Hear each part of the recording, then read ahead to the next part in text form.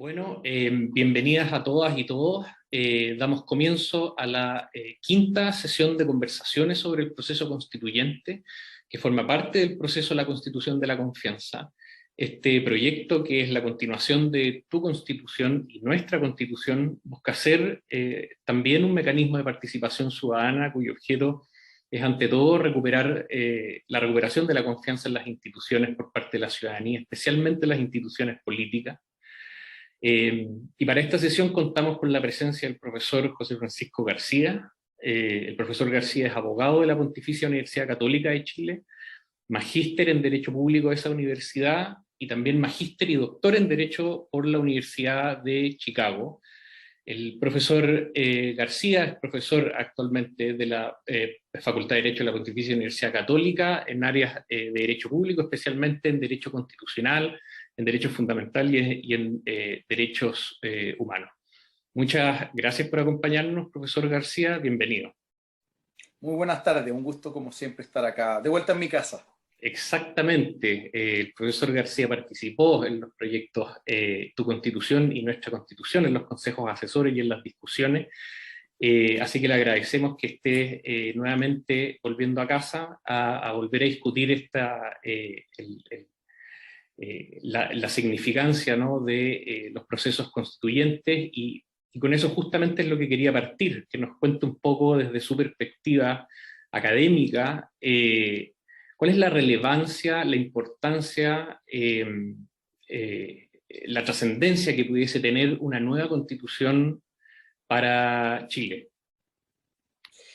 Bueno, yo creo que el punto de partida es que la actual constitución, si bien es legítima legalmente, si aplicamos otras categorías como la legitimidad sociológica o la legitimidad moral, estamos frente a una constitución que ya está deslegitimada.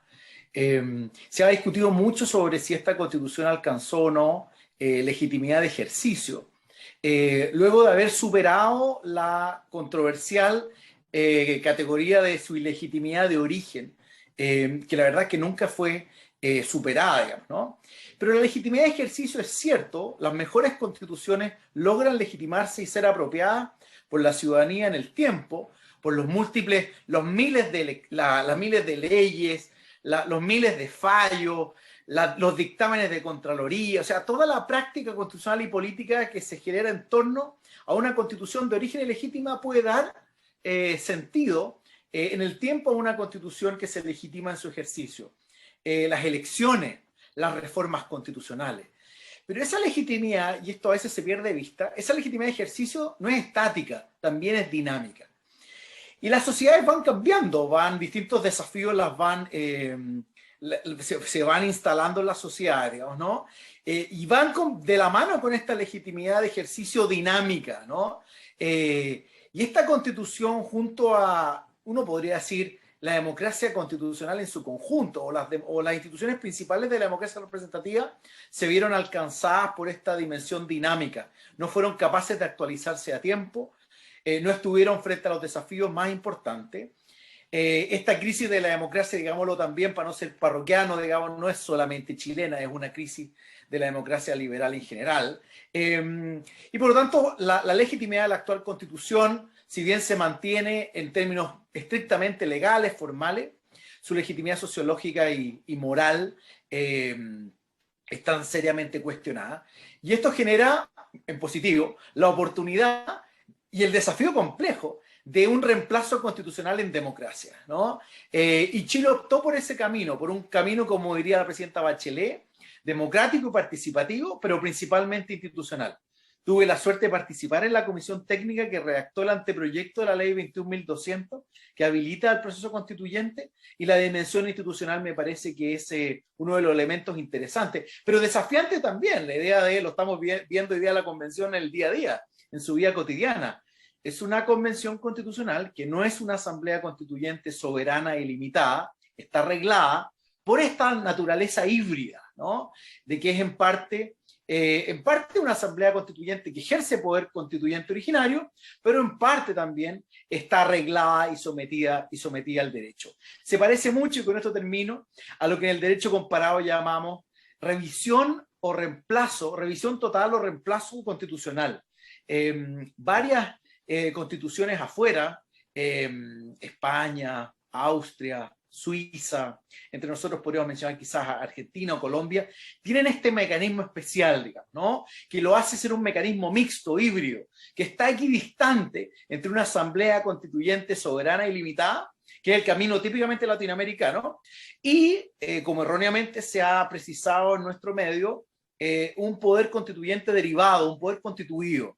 Yo tampoco creo en esta última tesis, por eso me he inclinado por una tesis más bien híbrida o mixta, y se parece mucho, insisto, a los procesos de revisión o reemplazo en constituciones extranjeras, digamos, ¿no? Y esto lo planteo porque siempre estamos en el día a día discutiendo si es poder constituyente originario o poder constituyente derivado, y cuesta transmitir esta tercera vía, digamos, ¿no? Yo me parece que es la correcta, digamos. La analogía son los procedimientos de reemplazo o revisión total de la Constitución. Por lo demás, cuando el Congreso Nacional aprueba la ley 21.200, lo hace introduciendo un epígrafe o una sección 2 al capítulo de reforma constitucional. Pero no es de la reforma constitucional, sino que es del procedimiento para la elaboración de una nueva constitución. Y en ese sentido yo creo en esta tercera vía. Y tiene problemas, pero me parece una vía intermedia que está en términos de vaso medio lleno siendo positiva. Oye, es súper interesante la idea de que de esta tercera vía, me gustaría, digamos, si puedes profundizar un poco más, porque justamente como tú dices, el sistema político, digamos, las instituciones entraron o no dieron rienda o no dieron cuenta de una tensión que se estaba acumulando, si se quiere, digamos, en la base social, al punto, digamos, de que había una deslegitimación, como tú bien mencionabas, más sociológica.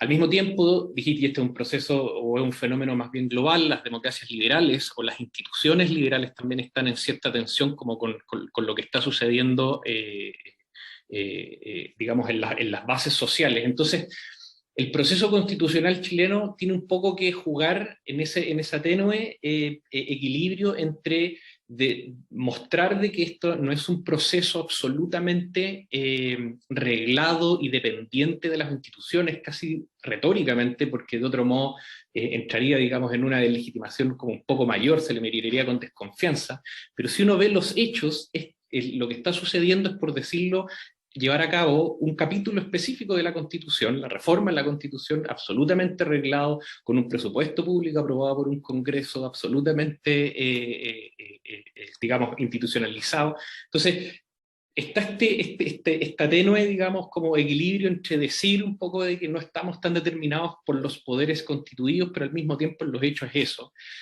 Y por eso encuentro interesante lo que tú hablas de esta vía alternativa, porque justamente es darle consistencia a este fenómeno, ¿no? Como, a ver si pudieses explicarlo un poco más. Sí. Bueno, yo creo que digamos, lo interesante del proceso es, o sea, nos podemos enfocar en la dimensión institucional, y es interesante, digamos, ¿no? Todo lo que tenemos, la manera en que se reguló la convención, la elección de los convencionales, pero de nuevo con las innovaciones, ¿no? Con la paridad, con los escaños reservados, con fortalecer la posición de los independientes. Y estas son reglas potentes, digamos, ¿no? Que en el fondo, por un lado, entonces tienen el elemento institucional, pero los elementos democráticos y participativos son especialmente intensos. ¿Para qué decir el elemento participativo?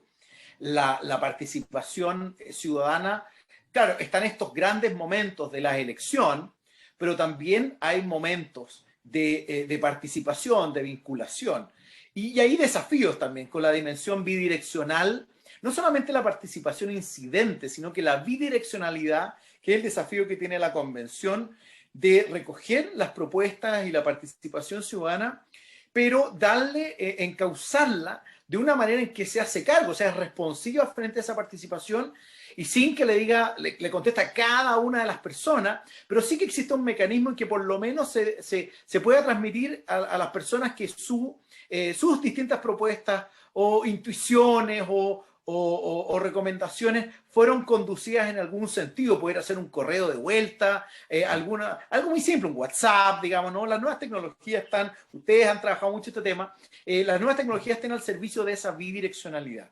Entonces, lo interesante me parece de esta tríada, digamos, ¿no? del proceso institucional democrático y participativo, es que en el fondo permite que bien equilibrado, como me parece en principio está siendo bien equilibrado por la convención, tengamos la estructura de la convención, por un lado, en el momento representativo, digamos, ¿no? Y sometido al derecho, pero también el fenómeno deliberativo y la capacidad entonces que también tiene la sociedad civil, las ONG, digamos, ¿no? La academia, de participar y entregar insumos para aumentar la deliberación, y por otro lado también la participación ciudadana.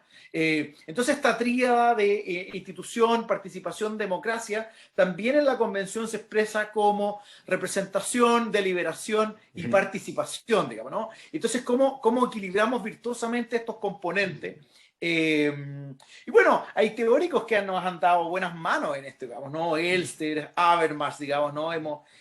Son todos autores que han pensado bien en las tensiones, las pasiones, los intereses, pero en el fondo han pensado cómo generar mecanismos que en el fondo equilibran virtuosamente estos tres componentes, digamos, ¿no? Y en ese sentido soy optimista que el resultado final es uno que equilibra virtuosamente estos tres componentes. Entonces, uno puede recalcar el elemento institucional, pero en el fondo también es solo una parte de la foto, digamos. Los componentes democrático y participativo, y luego en la convención, el elemento deliberativo, son especialmente intensos, importantes, digamos, ¿no? Y la participación ciudadana es no solamente, insisto, en los tres momentos, las tres grandes votaciones, en el plebiscito de entrada, en el apruebo y el rechazo, digamos, que ganó contundentemente el apruebo, en la elección de los convencionales y luego al final en el plebiscito de salida, son los grandes momentos de la ciudadanía, pero no son los únicos, digamos, ¿no? En fin, hay otras muchas formas de participación, así yo creo que esta tarea virtuosa, digamos, de participación democrático e institucional debe ser leída desde todos los lados como un todo armónico. Y claro, hay algunos, claro, los más conservadores enfatizan la dimensión más institucional del proceso y a veces pierden de la vista el elemento democrático participativo. Otros les gustaría estar, digamos, en los días posteriores a la toma de la Bastilla y sin considerar, digamos, la cuestión institucional. Digamos. Entonces hay que buscar un equilibrio virtuoso entre los tres componentes. Y eso es interesante en términos del procedimiento mismo, ¿no? Como parte de lo que va a dotar de la fuerza legitimatoria, va a ser justamente la mejor manera de conciliar estos tres ámbitos. Pero también tiene que ver con el resultado final, es decir, con el contenido mismo de la Constitución, con el texto. Y ahí lo que te quería preguntar desde tu perspectiva académica, ¿qué es lo que piensas tú que es ineludible, qué es lo que no puede faltar, salvado, digamos, obviamente, como lo estructural, por decirlo, pero qué piensas tú que es central dada la contingencia, pero al mismo tiempo pensando, digamos, en los próximos 50 años, que debiese estar contenido en el nuevo texto? Bien, yo antes te respondería dos cuestiones para cerrarlo de la legitimidad, pero para ya conectarlo con tu pregunta de contenido. La primera tiene que ver con la primera tiene que preguntar con la cuestión de la legitimidad. O sea, ¿cómo vamos a lograr? Porque ya hemos discutido por qué está deslegitimada la actual Constitución. Pero la pregunta interesante, bueno, ¿bajo qué criterio vamos a entre todos, digamos, ¿no? Estar de acuerdo que la nueva Constitución es legítima, ¿no? Entonces, típicamente los académicos vamos a poner dos tipos de estándares, los estándares procedimentales, formales, y los estándares sustantivos. Y ahí ya me voy acercando a la pregunta que me formulaste. Desde el punto de vista procedimental, bueno, seguir las reglas que están contenidas en la Constitución y seguir también por parte de la Convención aquellas reglas complementarias que ella misma está fijando en el reglamento de la Convención. O Entonces, tiene un espacio reglado a la convención, pero por supuesto ahora está generando sus propias reglas a través de su reglamento de funcionamiento y orgánico y de votaciones, y también reglamentos complementarios como el de ética o el de participación. Entonces, la legitimidad procedimental va a estar dada por respetar rigurosamente estos procedimientos. El más importante que nos queda, bueno, por supuesto la regla de votación de los 2/3 de cada uno de los contenidos de la nueva Constitución, pero también, por supuesto, que sea aprobada, y esto es clave, digamos, ¿no?, en el plebiscito de salida. Ahora, la legitimidad sustantiva es más compleja, digamos, ¿no? Porque uno querría, y esto ha pegado también a nuestra tradición, que se mantuvieran ciertos principios relevantes, digamos, ¿no? Principios como la soberanía popular, la democracia representativa, la separación de poderes, un poder judicial independiente, las elecciones periódicas de los representantes, la idea de la dignidad humana y quizá en términos de hoy una interpretación más exigente de la dignidad humana. Y eso nos lleva, por supuesto, a la importancia de los derechos fundamentales, no solamente los derechos civiles y políticos, sino que en una nueva lectura de los derechos fundamentales en la dimensión social, digamos, ¿no? Los derechos sociales, entendidos a mi juicio como aquellas condiciones mínimas exigentes, digamos, ¿no? En el plano material que permita efectivamente a todos y cada uno, bajo condiciones de igual consideración y respeto, sacar adelante sus diversos proyectos de vida autónomo, asociativo, y además hacerlo a lo largo de todo el territorio nacional. Entonces, uno pensaría el compromiso con esas interpretaciones más exigentes de viejos principios tiene que estar ahí, digamos, ¿no? Pero hay otra dimensión sustantiva que yo trataría de esgrimir, que es un poquitito más, que un poquito más conceptual, que es la siguiente, y que se emparenta con la legitimidad procedimental, que es que ahora nosotros somos capaces de, en el fondo, todos los miembros de nuestra comunidad política, intervenir en este proceso constituyente, tanto en un doble sentido, en términos de representación y en términos de participación. O sea, hemos elegido a nuestros representantes, nuestros convencionales, existen mecanismos de participación, pero también estos mecanismos permiten que contemos dos veces, tanto con nuestros votos como con nuestros intereses, que los intereses de todos sean considerados. Y especialmente si queremos construir una sociedad justa y decente, que los intereses de los más desfavorecidos, de los más vulnerables, sean especialmente considerados, digamos, ¿no? Entonces, hay una cierta dimensión procedimental, pero una rica carga sustantiva, que tiene que ver con que todos los miembros de esta comunidad política van a contar dos veces, votando en la dimensión representativa y participativa, pero también en la consideración de sus distintos intereses que se van a poder hacer valer en distintas instancias en la convención, digamos. ¿Y esto por qué es importante? Porque significa que tratamos a todos como iguales en la comunidad política, igual estatus, igual consideración y respeto, digamos, de cada uno de las almas de esta república.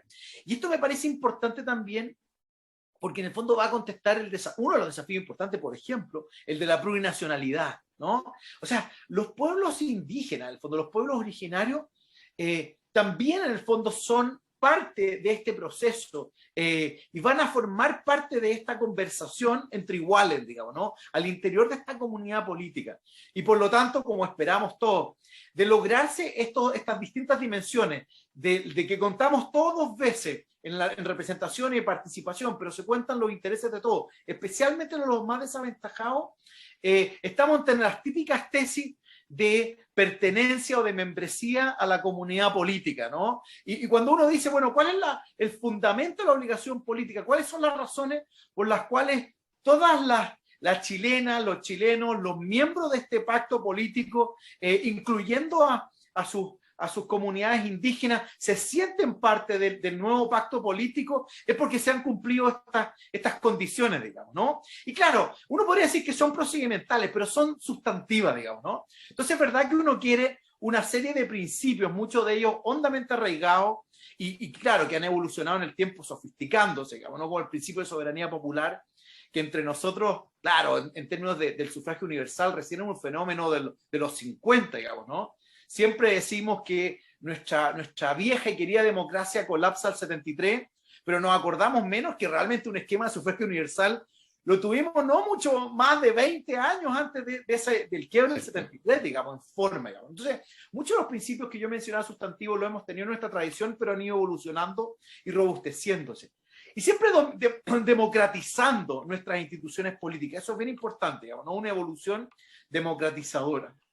Pero por otro lado, estos criterios, digamos, de membresía a la comunidad política, a mí me parece que si son bien respetados y conducidos, van a darle esta legitimidad que es también sustantiva. O sea, tiene una cierta lógica procedimental, pero es muy sustantiva. Entonces, una primera idea, en términos de contenido, es miremos nuestra tradición constitucional con cariño, la que ha evolucionado en el tiempo. Igual que los herederos, seamos críticos con todo aquello que tengamos que repudiar de nuestra herencia, aquellas instituciones, en el fondo, que la injusticia la ha alcanzado, que quizás como arreglo tecnológico lo ha alcanzado y simplemente fracasó.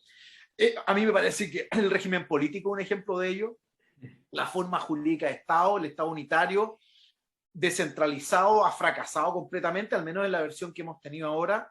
La Carta de Derechos ha sido alcanzada por el tiempo también y tiene que ser ajustada, en fin.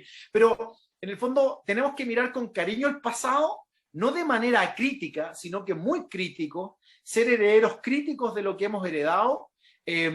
Nuestra generación debe además incluir insumos especiales, algunos elementos de este edificio constitucional de 200 años que como generación queremos incorporar. ¿Para qué decir el debate de la desigualdad y cómo garantizamos condiciones materiales exigentes, digamos, ¿no? Para que todos puedan partir desde un punto de partida, valga la redundancia, en condiciones de igualdad, el desafío en materia medioambiental, el desafío en materia de una sociedad plural, diversa, multicultural, el desafío, por supuesto, territorial.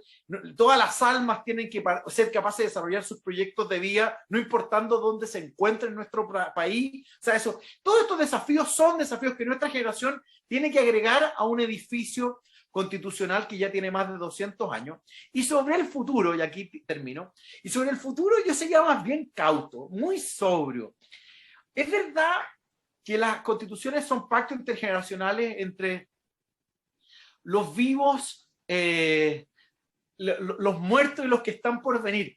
Pero yo creo que nosotros, nuestra generación, tiene que decir poco respecto al futuro. Yo diría, o sea, hay muchas soluciones que en el futuro, mis hijas, voy a pensar en mi hija, tengo 3 hijas, digamos, ¿no? Ellas van a tener mejores soluciones que las que nosotros estamos pensando ahora, digamos, ¿no? Entonces yo pienso en una constitución de 30 años, no mucho más, digamos, ¿no? Con una cláusula de revisión total o reemplazo, digamos, como en las constituciones que yo admiro y que yo le diría poco a las futuras generaciones, que ellos tomen lo mejor de lo nuestro que han heredado de este proceso constituyente, lo proyecten hacia el futuro, igual como nosotros lo estamos haciendo respecto al pasado, pero digamos poco respecto al futuro porque ellos van a, estoy seguro, tener muchas mejores decisiones y también enfrentar mejor los desafíos que nosotros tratar de cerrar cuestiones hacia el futuro. O sea, las constituciones son siempre un punto de partida, no un punto de llegada. Así que tiene que quedar muy abierto hacia las generaciones futuras. Así que tenemos que ser leales con el pasado, pero de manera crítica con las instituciones que ya han sido alcanzadas o por la injusticia o por el tiempo.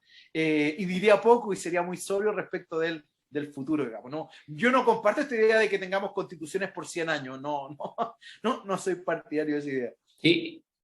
O sea, es gigante el peso que recae en esta nueva constitución, porque los desafíos son monumentales y sin perjuicio de lo que tú y que yo estoy muy de acuerdo, o sea, el ser cauto respecto del futuro, porque parte de esto, y es un poco volviendo a lo que dijiste en el principio, el propósito es que las generaciones futuras se apropien de las instituciones del futuro, digamos, de la mejor manera, y ahí hay que permitir, digamos, esa apropiabilidad, por decirlo de la manera, como, y sabiendo un poco, viendo nuestro pasado, sabiendo que es necesario, sobre todo la velocidad que avanza la vida, por decirlo, es necesario esa flexibilidad.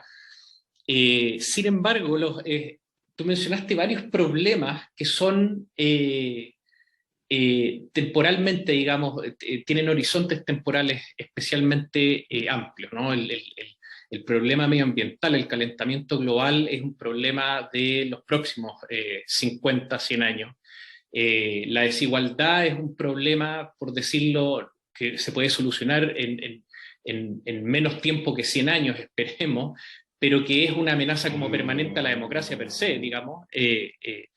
Y entonces, y aquí quiero ir un poco a la tercera pregunta, ¿no? El cómo generar esto esta lealtad con las instituciones, que genera esta legitimidad que uno se apropia, que toma tiempo, y al mismo tiempo esto de dejar que las generaciones futuras, que me gustó esa imagen que dijiste tú, de que las generaciones futuras siempre van a saber o van a estar en mejor posición que nosotros de saber cómo deben organizarse. Entonces, es complejo, ¿no? Esto como de asumir estos desafíos que son de largo aliento y al mismo tiempo dejar que las generaciones futuras tomen las decisiones institucionales que mejor les parezca para los desafíos que les correspondan a esas generaciones. Entonces, esta revisión que tú propones cada 30, 40 años, es como, y lo encuentro muy novedosa, es como una constitución por generación, ¿no? Dime, Bueno, no, dime. no exacto. Déjame un segundo, voy a prender la luz. Sí, por supuesto. Me estoy yendo. Bueno, ese es el viejo debate entre Jefferson y Madison, digamos, ¿no? Claro. El debate de los padres fundadores en Estados Unidos. Jefferson decía, nosotros no podemos ser gobernados por la mano de los muertos. Madison, un federalista, siguiendo más bien a Burke, más conservadoramente, decía, bueno, en realidad las constituciones son pactos intergeneracionales y que están pensados también hacia el futuro. Yo no pensaría, bueno, y el debate en Chile lo siguen intelectualmente, no es contingente ni sucede realmente, pero uno intelectualmente podría decir entre Fray Camilo Enrique y Andrés Bello, digamos, ¿no? La presidenta Bachelet citaba siempre a Fray Camilo Enrique en lógica jeffersoniana, digamos, ¿no? La idea de no podemos estar gobernados por la mano de los muertos. Y el debate en Estados Unidos siempre ha sido de, entonces tenemos una constitución desde 1787, digamos, ¿no? Entonces, Madison le ganó a Jefferson, digamos, ¿no? No es cierto que... Y Jefferson decía que las constituciones debían durar 19 años, porque él sacó unos cálculos matemáticos de qué significaba una generación, y le sacaron la mugre también, porque en el fondo decían, bueno, pero ¿cómo usted cuenta una generación si hay viejos y hay guagua? Esto no es tan simple, digamos, ¿no? Pero lo interesante de ese debate es que al final ambos ganaron, ¿no? O sea, en algún sentido las constituciones son pactos intergeneracionales, Madison gana, pero en algún sentido Jefferson también gana en el sentido que cada generación tiene que aportar con nuevas tecnologías, con nuevas instituciones, digamos, ¿no? A un edificio constitucional que es una construcción tremenda. Dworkin habla de una novela en cadena. O sea, tenemos que ir escribiendo los capítulos como si la Constitución, como si fuera una novela, permitiéndole a cada autor del futuro, dándole una cierta trama, permitirle que los personajes vayan desarrollándose, evolucionando, que lleguen nuevos actores, aparezcan nuevos personajes protagónicos y secundarios, digamos, y siempre dejar abierto para que los futuros autores de esta novela en cadena vayan desarrollándolo. Carlos Nino hablaba de la construcción de una catedral por siglos, digamos, ¿no? Entonces, respetando los lineamientos artísticos generales, vamos construyendo distintas bóvedas o espacios de esa catedral, digamos, manteniendo un estilo, pero innovando también, digamos, ¿no? Entonces, en algún sentido, yo creo que, además, esta idea de que codificamos las constituciones es algo muy legalista, es muy de abogado, digamos, ¿no? En países donde no hay constituciones en sentido codificada, digamos, ¿no? La idea de que evolucionan las instituciones a mí me hace mucho más sentido, digamos, ¿no? Los sociólogos contestan mejor estas preguntas que nosotros los abogados, que la vemos codificada, la Constitución del 28, la del 33, la del 25, la del 80, la del 2022. Pero en realidad son momentos de codificación en países que les gustan escribir, y hay buenas razones para escribir las constituciones por motivos pedagógicos, de certeza, etcétera. Pero en el fondo lo que importa es el fondo, es la evolución de sus instituciones, de la cultura política, las prácticas constitucionales y la práctica política. Y probablemente, ya contestarte de manera franca, yo creo que si hay algo que ha aprendido nuestra generación, es que la sala de máquinas que habla Gargarella, digamos, en una buena fórmula, que él también piensa sobre la base de ideas de Alberdi, digamos, ¿no? Uno de los padres de la Constitución de 1853 Argentina. Él estudia En el fondo, los viejos liberales y conservadores decimonónicos entendieron que las partes de la Constitución estaban vinculadas, digamos, ¿no? Entonces, si tú querías salvar algunos derechos fundamentales, en realidad, esto es un argumento más del federalista número 84, lo que garantiza derechos y libertades fundamentales no son las cartas de derecho, dice el federalista 84, es la manera en que nosotros nos hacemos cargo del poder. Desarrollamos el poder y luego constituimos el poder y luego lo limitamos.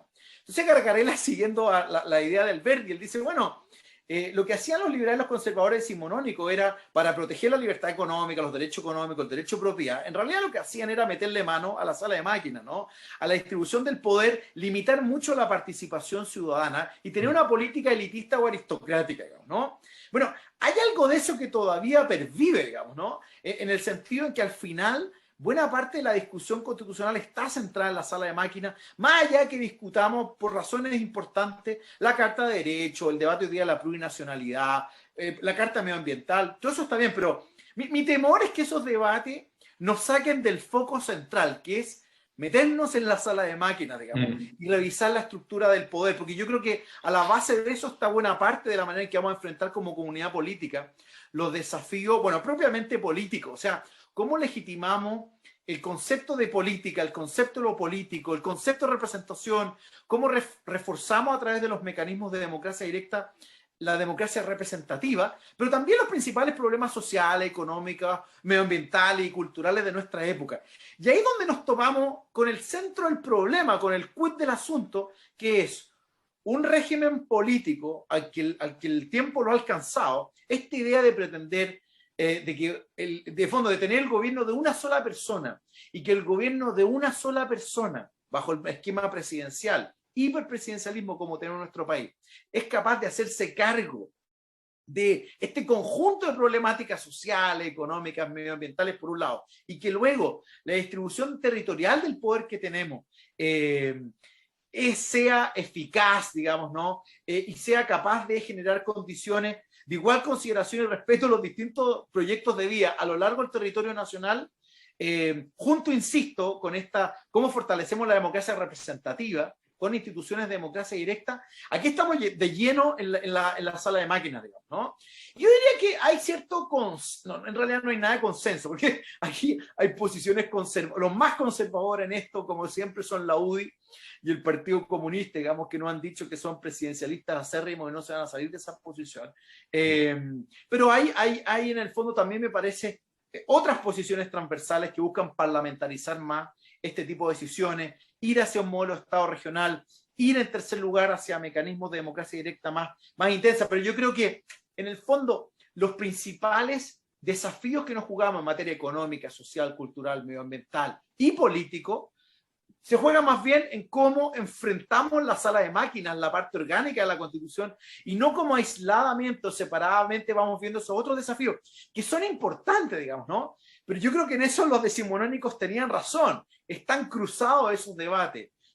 La manera en que nosotros constituimos el poder político, la manera en que aplicamos la regla de mayoría, la manera en que nosotros constituimos los partidos políticos y son responsivos, rinden cuenta, digamos, ¿no? La manera en que estructuramos la cooperación entre el presidente y el Congreso, esas son las claves, creo yo, que nuestra generación ha aprendido, que los modelos del 25 o el modelo de la Constitución del 80 simplemente están desgastados.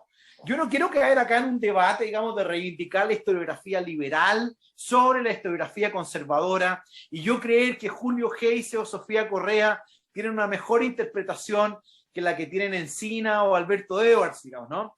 Pero en el fondo yo creo que aquí sí tenemos un problema tecnológico real, digamos, ¿no?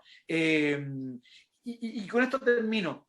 Y lo que más me preocupa es que sí es cierto que la posición conservadora, pero conservadora transversalmente en el arco político, digamos, ¿no? No solo conservadora de la derecha política. Si la posición conservadora de mantener el presidencialismo se mantiene incólume, por distintas razones, o porque hay mayoría en la convención para mantener el presidencialismo, o simplemente por tratar todos estos otros temas, digamos, ¿no? Que parecen más acuciantes a nuestra generación, se pierde la oportunidad de revisar el presidencialismo. yo creo que vamos a tener un problema serio, digamos, ¿no? Vamos a seguir con un régimen político bloqueado que garantiza presidentes que o se vuelven autoritarios o se vuelven ineficaces y en cualquiera de los casos son incapaces de responder a la ciudadanía respecto a los desafíos que en el futuro se van generando. Entonces, yo creo que realmente es la madre del cordero, digamos, ¿no? Y lamentablemente veo cómo cada vez se invisibiliza más este debate y realmente lo veo problemático. Es súper, yo estoy de acuerdo contigo de que el central, incluso más allá del reconocimiento específico, porque obviamente es relevante en términos, digamos, no solo políticos, sino jurídicos, de los derechos, no solo políticos, sino los derechos de tercera generación o los derechos sociales. Lo central es esto, la estructura, la sala de máquinas, la tecnología institucional, por decirlo, que esté a la altura de, digamos, complejidades inimaginables en términos de lo que la tradición desde la teoría política, la teoría del derecho, la teoría constitucional ha ido desarrollando, ¿no? Entonces, es una doble dificultad, no solo la revisión del sistema político porque se mostró insuficiente o incapaz de dar cuenta de estos problemas. Es también un poco lo que tú decías de pensar nuevas formas, digamos, porque ese es lo otro, ¿no? O sea, hay mucha como... tú hablabas de un presidente, o sea, esta noción de que los países tienen que ser gobernados por un ser humano, el que ejecuta, y acá te quiero llevar un poco a las últimas preguntas. Es algo que ahora que cada vez parece más débil o más frágil o más sujeto a crítica para la efectividad y eficiencia para justamente ejecutar y llevar a cabo estas misiones colosales en términos de todo, digamos, coordinación, globalización, desafíos, digamos, de la complejidad propia como de la sociedad moderna. Entonces, en mi opinión, digamos, está absolutamente fuera del debate público, no jurídico, la discusión sobre la reforma de la forma de gobierno. O sea, nadie está discutiendo eso. La discusión es enteramente, digamos, derechos sociales, derechos fundamentales, principios y derechos sociales. Pero la forma de gobierno fuera, absolutamente fuera de la discusión. ¿Cómo piensas tú que debiese o cómo pudiese el debate, y aquí un poco una pregunta también al rol de los académicos del derecho público, cómo canalizar o llamar la atención o levantar justamente esta trascendencia y que es fundamental, digamos, discutirla porque ahí donde no se discute prevalecen las visiones pasadas o las más prejuiciosas o las simplistas, digamos, de muchos de los temas, ¿no? Entonces, un poco como tú decías, esta ventaja que van a tener discursivamente las posiciones de extremo, porque juegan con lo que es intuitivamente más a la vista, mantener un presidencialismo más, qué sé yo, pero ¿cómo ahí, y esta es yo sé que es una pregunta difícil porque es bien etérea, pero el rol que le cabe, digamos, a la academia, el rol que le cabe a los profesores de Derecho Público, ¿cómo lograr, digamos, justamente hacer eco de esta urgencia en el debate? ¿O tú piensas que esto es algo que lícitamente en el minuto que estén discutiendo la comisión de forma de gobierno se va a discutir per se? No, yo creo que es un desafío difícil es difícil de persuadir y es un desafío no solamente para los académicos, sino que para los líderes políticos, para los partidos políticos, para los centros de estudio, para la sociedad civil. O sea, tiene que ser una gran alianza, generarse un gran consenso en torno a que si realmente queremos enfrentar los desafíos del futuro, el hidrógeno verde, el desafío del desempleo que se nos viene o la inflación, el desafío de la creación de puestos de trabajo, de la productividad, el desafío de tener un Estado moderno, en el fondo, que se haga cargo de cumplir realmente digamos, los sueños y los anhelos de las chilenas y chilenos de tener mejor educación, salud, previsión, vivienda. No hay ninguna posibilidad de implementarlos si no nos metemos en la sala de máquinas, digamos. No planteado así y no pretendo hacer tampoco un discurso marketinero, digamos, pero yo diría que esa alianza, digamos, me parece importante decirla y me parece que tiene algún fondo, digamos, ¿no? Ahora, a mí me preocupan dos cosas. Por un lado, me parece que quienes tengan un cierto diagnóstico acerca de hacia dónde avanzar, deberían en el corto plazo empezar a tener una cierta proyección común. Yo no creo que haya que sacar soluciones de manual. Uno enseña en clase el modelo presidencial, el semipresidencial, el parlamentario, el semiparlamentario, pero son categorías pedagógicas. No es que realmente uno tome y diga, en Chile vamos a aplicar el semipresidencialismo francés, o queremos un semipresidencialismo de Premier y no un presidencial parlamentario. Eso es de manual, eso es para la sala de clase. Vamos a ir, y esto nos demuestran, digamos, la última literatura, cada comunidad política se da sus fórmulas híbridas, dentro de una gran familia, pero son fórmulas híbridas. Y en eso hay que ser pragmáticos y flexibles, digamos, ¿no? Y por lo tanto, los semipresidencialistas, los parlamentaristas, tienen que llegar idealmente a un modelo más o menos común, pero con flexibilidad y con pragmatismo, digamos, ¿no? Pero por otro lado, y yo también es un desafío que siempre le hago a los presidencialistas, a mí me llama la atención de que no sean capaces de proponer fórmulas más innovadoras, digamos, que se hagan claro el diagnóstico, porque cuando discutimos el diagnóstico del fracaso del régimen político actual del hiperpresidencialismo, yo creo que ese diagnóstico es muy transversal. Por supuesto, las propuestas o los objetivos de reforma y luego las propuestas concretas para enfrentarlo, si parlamentarizamos más el sistema, si nos vamos a un semipresidencialismo, etcétera, o incluso mantenemos el presidencialismo, como que tenemos pero tenemos el diagnóstico común. Y lo interesante es que ese diagnóstico común para los presidencialistas tampoco se manifiesta en cómo sofistican el presidencialismo.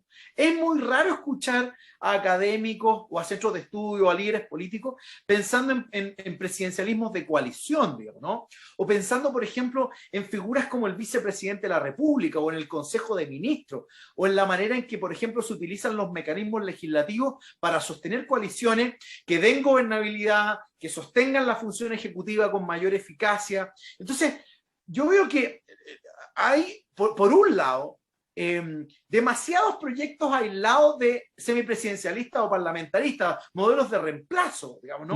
Cada uno con algunos extraordinariamente teóricos y abstractos, digamos, que además no contestan correctamente el diagnóstico que varios tenemos, digamos, ¿no? Pero por otro lado veo un cierto como actitud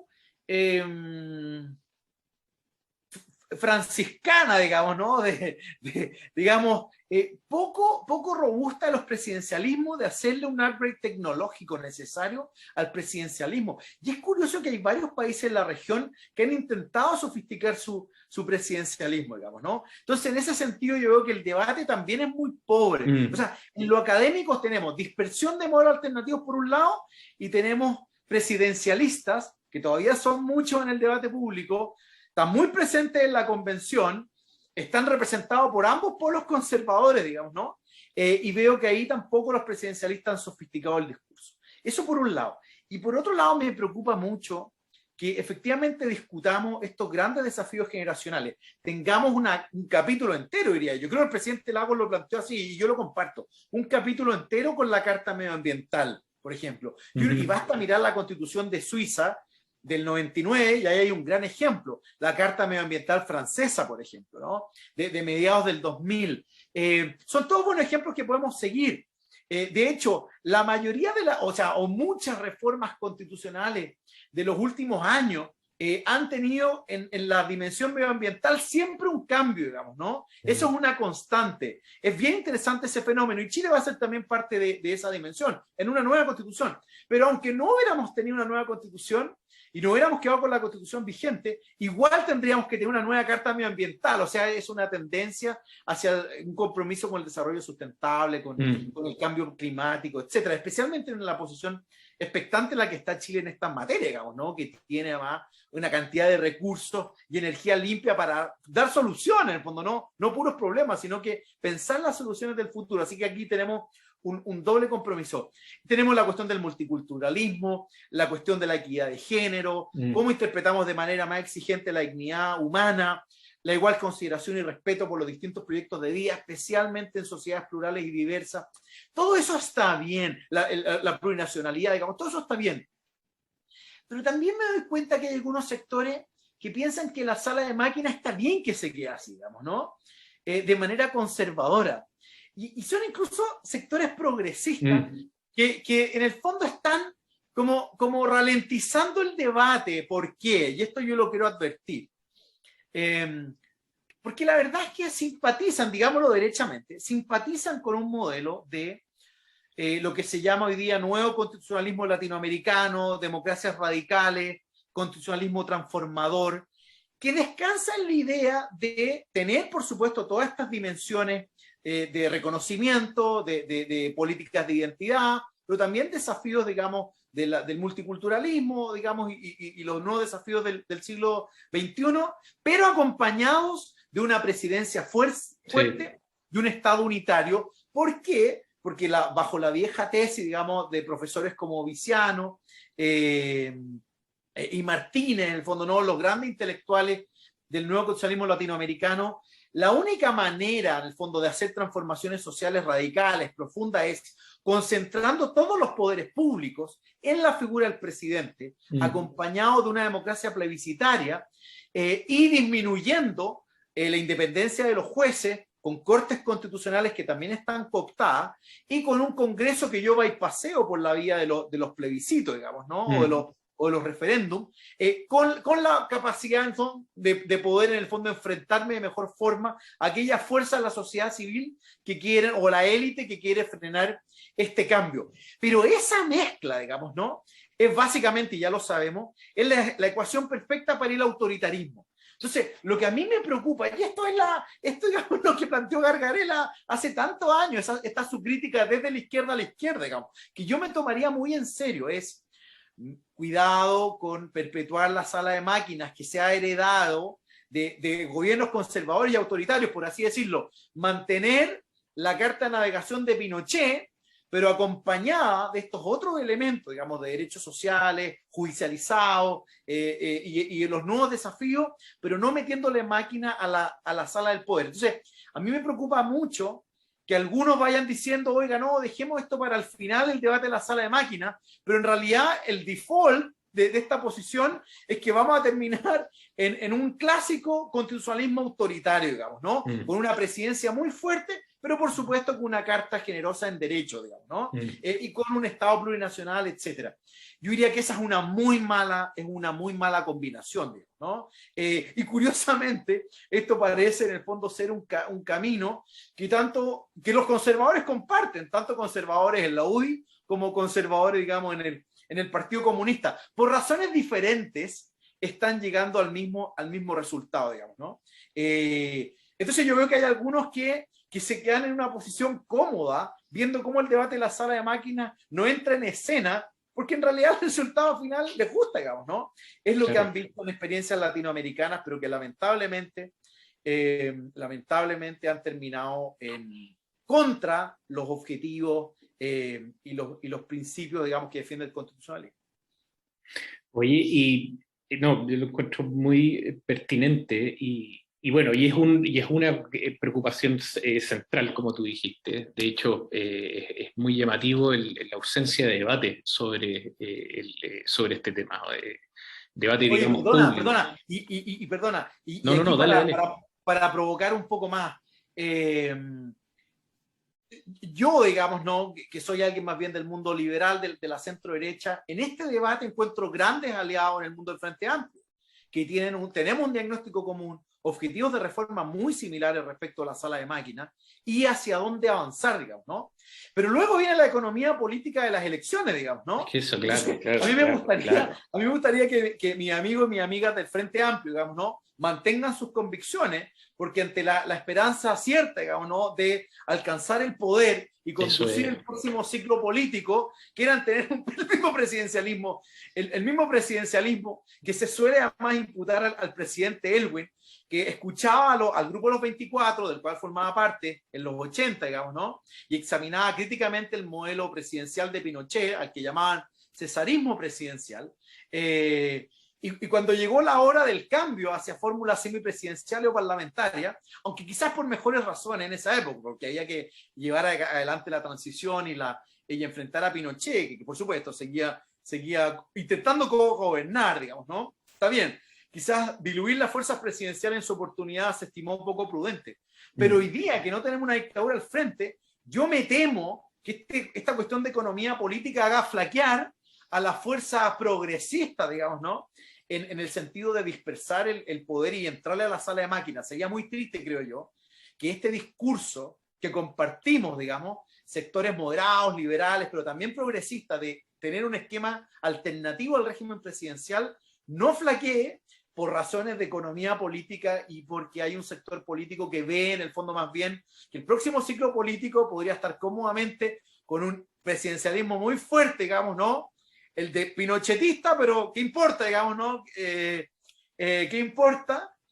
Porque puedo gobernar uno o dos gobiernos y así puedo robustecer mi coalición política. Eso sería realmente lamentable. Y esto es, de nuevo, velo de la ignorancia rolsiano. O sea, por eso estoy esperando que mis amigos del Frente Amplio tempranamente reivindiquen, digamos, ¿no? Sus posiciones en esto.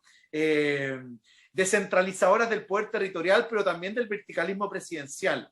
Y ojalá no el canto de la sirena, digamos, como también que se amarren al mástil como Ulises y no flaqueen ante el canto de la sirena. Absoluto, o sea, ahí el timing con la elección presidencial, obviamente, digamos, enseguece mucho más o nubla algunos debates tan relevantes, digamos, como este, porque las probabilidades de que el competidor llegue, y esto es un poco, yo creo que es más o menos transversal, la carrera presidencial está como en un paralelo, pensando que todas las condiciones más o menos van a ser iguales en el próximo gobierno. Hacen mención de que va a haber una nueva constitución, pero si uno hace así una lectura relativamente superficial de los programas, es como aquí no ha pasado nada, va a haber seguir viendo, digamos, centralización en la administración del presupuesto, las iniciativas exclusivas, porque los programas son bien generosos en términos, digamos, como de planes legislativos, digamos, o sea, mucho pasa por eso, es como aquí no ha pasado nada, sí, muy buena onda la convención,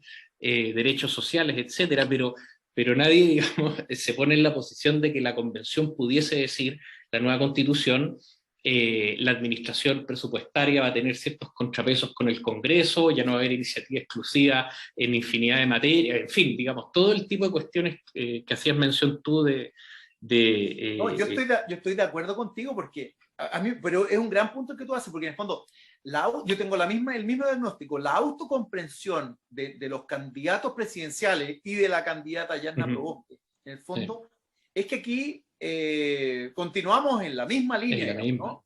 Y ese es un problema grave para la Convención Constitucional, porque se nos ha olvidado, y esto fue otro fracaso del gobierno del presidente Piñera, de que junto a repensar el pacto político, siempre yo diría, había una cierta consenso de que al lado y para hacernos cargo del estallido social, había un robusto y contundente pacto social que sacara adelante en paralelo al proceso constituyente.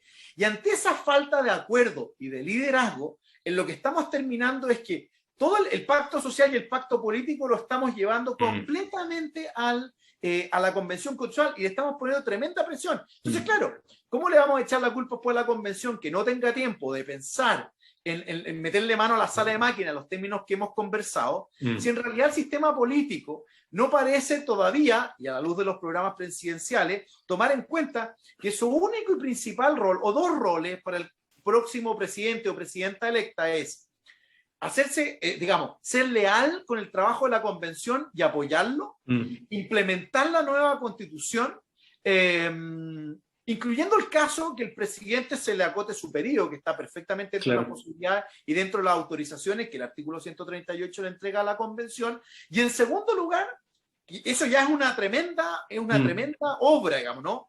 Ser leales con la convención, ayudarla a terminar su trabajo e implementar la segunda fase de ese proyecto, por un lado, y por el otro, las dos o tres grandes reformas sociales que se hagan cargo realmente de los desafíos del pacto social.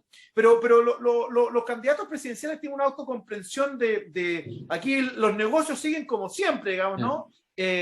Así que estoy completamente de acuerdo contigo. No, yo tendría una mirada muy minimalista acerca de lo que tiene que hacer el próximo presidente o la presidenta en esas dos tareas, nada más. Soy muy, Y teniendo certeza, o una cuasi certeza, de que ese periodo presidencial podría durar 2 años, digamos. totalmente. De hecho, es bien curioso como que no tengan ni siquiera en la cápite plan B, por decirlo. Si la convención determina otras cuestiones, vamos a modificar y priorizar X, Y y Z. O sea, nada, aquí vamos a gobernar 4 años y en los como si nada, y el Congreso es aquí, y los partidos siguen más o menos iguales, es bien llamativo. Ahora, yo te quiero llevar, digamos, para no quitarte más tiempo a la última pregunta, que, bueno, harto mencionaste sobre lo que te preocupaba, justamente el no dar cuenta de esto, y yo estoy muy, muy de acuerdo, de dedicarle el tiempo que involucra a la reflexión sobre la sala de máquinas, ¿no? El sistema de gobierno en particular. Pero de una perspectiva un poco ya más como ciudadano, si tú quieres, ¿qué es lo que te preocupa o qué riesgos, si es que crees que están presentes o pudiesen aparecer, qué cantos de sirena, ya mencionamos algunos, pero que pudiesen verdaderamente poner en riesgo el éxito del proceso constituyente completo, digamos, que no se termina, digamos, en el plebiscito, es una cuestión como que continúa, digamos, por unos años más. Yo te siento optimista, obviamente con distancia crítica, por cierto, pero te veo optimista, pero me gustaría saber como qué cosas están ahí como desde la perspectiva como ciudadana, pero también académica, llamarías la atención, este es un riesgo, este es un fantasma que hay que tenerlo con cuidado, o estoy viendo cuestiones que pudiesen ser muy peligrosas en términos del proceso completo. Claro, lamentablemente, cuando viene el acuerdo el 15 de noviembre, luego viene la comisión técnica y la discusión de la reforma constitucional, no teníamos tan encima las elecciones presidenciales y parlamentarias, ¿no? Fuimos por la pandemia, el calendario se fue ajustando en el tiempo, digamos, ¿no? Y yo diría que una de mis preocupaciones principales es lo que conversábamos antes, es la distorsión y los cantos de sirenas que algunos pudieran verse tentados con las elecciones presidenciales o parlamentarias, en los dos sentidos. Y para no ponerle color político o ponerle a ambos colores políticos, a ambos colores extremos, veo en un extremo algunos que están rezando, literalmente, para que teniendo un resultado favorable políticamente conservador y contrario a la hegemonía que existe en la Convención Constitucional, pudiera ser ese poder de representación en votos. Y yo ya imagino a algunos tratando de calcular en millones de votos contra millones de votos en la Convención, digamos, ¿no?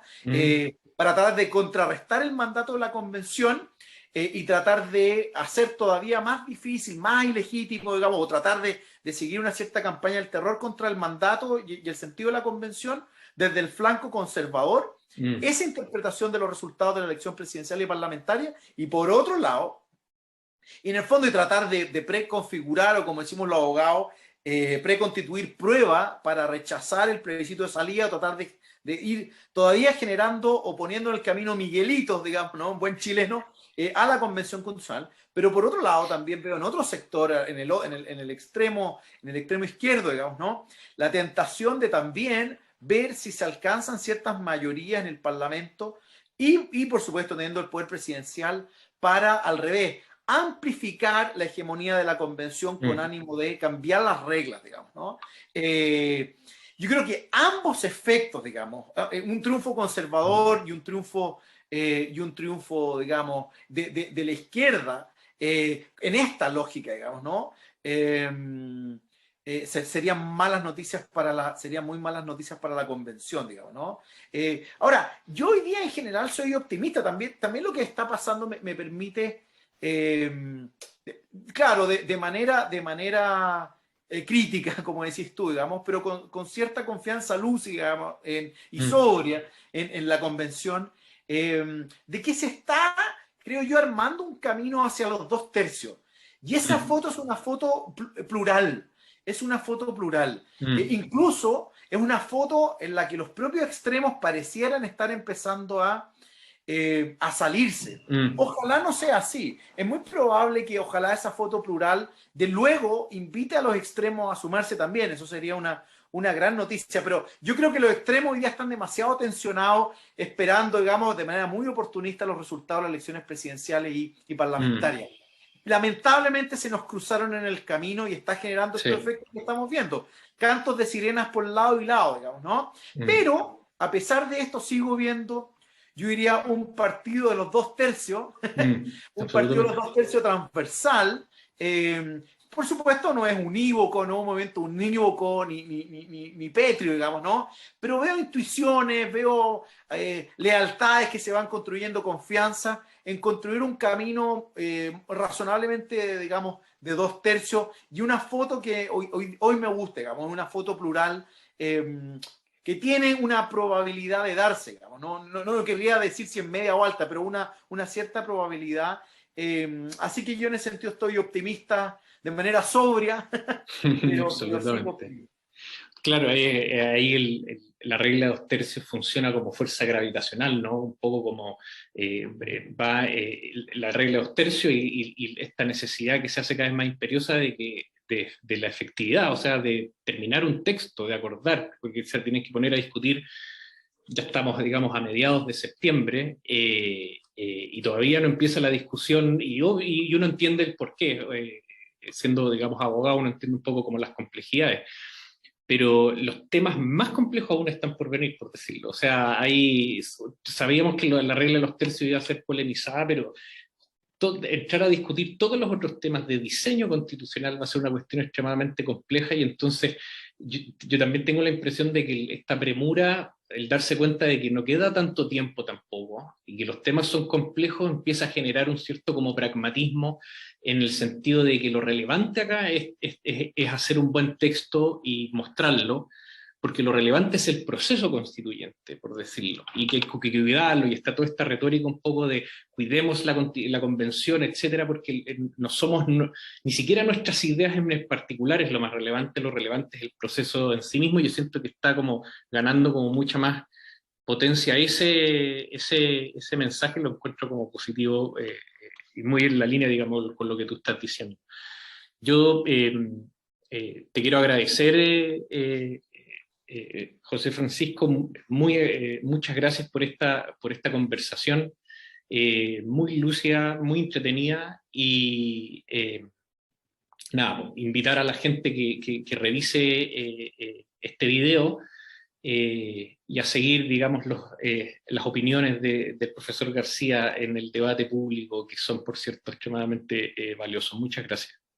No, muchas gracias de nuevo y de nuevo, gracias por hacerme de nuevo sentir parte de la casa y con gusto, digamos, participé en los proyectos en Tu Constitución y en nuestra Constitución, así que la Constitución de la confianza y ojalá la Constitución del futuro o con espíritu de futuro llegue a buen puerto. Así que un gusto estar con ustedes.